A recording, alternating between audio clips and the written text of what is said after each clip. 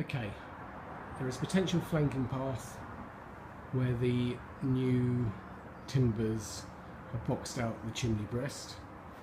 They've created a good double timber, put a new set of timbers on 3 large joists. They've cut into the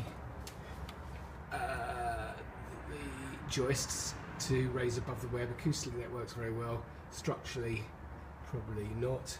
And as you can see, the eaves aren't going to be treated. There'll probably be a cupboard space in here, which again acoustically won't work.